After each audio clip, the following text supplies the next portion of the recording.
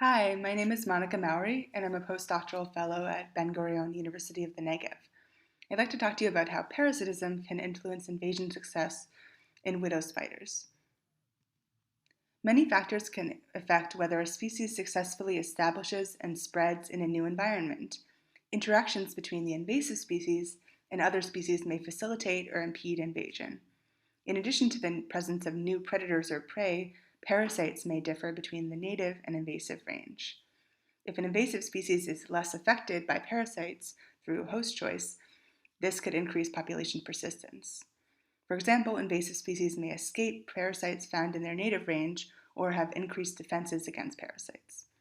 We will test this hypothesis of differential parasitism in a pair of native and invasive widow spiders in Israel and a major parasitoid that affects both species. We studied the brown widow spider, Latrodectus geometricus, which is likely native to South Africa and is spread around the world. Brown widow spider egg sacs, as you can see in this picture, have silk spikes and strands on the surface of the egg sac that may impede parasitism and be a physical defense against parasitism. In the native species, the white widow, you can see the egg sac does not have these silk spikes and is instead a smooth egg sac surface. So we compared these parasitism in these two species.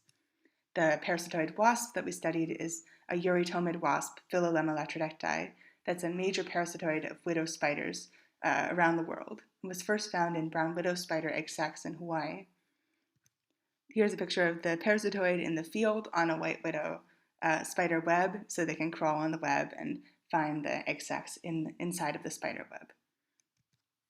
We first looked at parasitism rate in the field to compare native and invasive species parasitism, then in the lab, looking at parasitoid host preference, and lastly, whether host choice affects parasitoid reproductive success. In the field, we collected across 8 sites, 6 sites in the Negev, and then Haifa and Tel Aviv, and we collected both native, the species, white widow egg sacs, and brown widow egg sacs, the invasive species.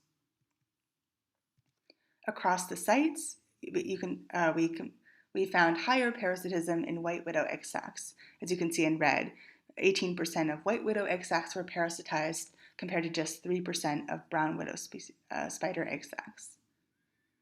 And there was a big range from 0 to about half of the sacs parasitized per site, which could be due to density differences across sites.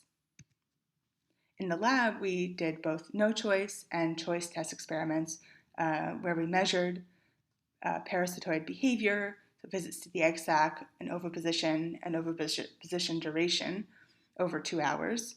And then after parasitism, we measured wasp development to assess parasitoid fitness depending on host choice. In no-choice tests, we found that wasps parasitized white widow sacs at a higher rate than brown widow sacs. And white widow sacs are on the left, and brown widow egg sacs parasitism is on the right. In addition, wasps behave differently towards the native species. They oviposited longer on the white widow egg sacs than on the brown widow egg sacs, also indicating a host preference.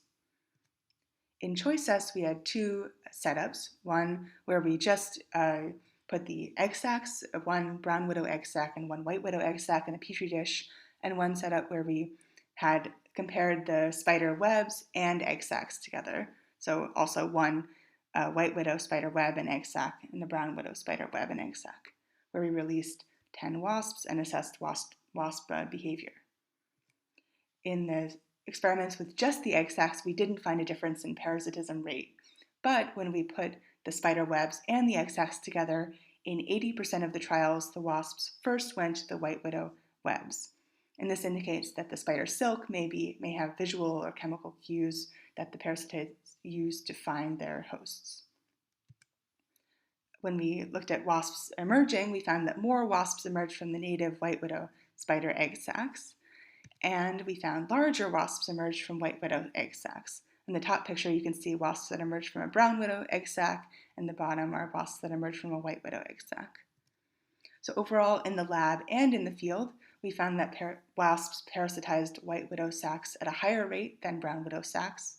There was higher parasitoid fitness when parasitizing the native white widow sac, And this decreased parasitism of the brown widow spider egg sacs may contribute to invasion success. And thanks to everyone at Ben-Gurion University who helped with this study, and to the Zuckerman STEM Fellowship for my postdoctoral funding. Thanks for listening, and I look forward to your questions.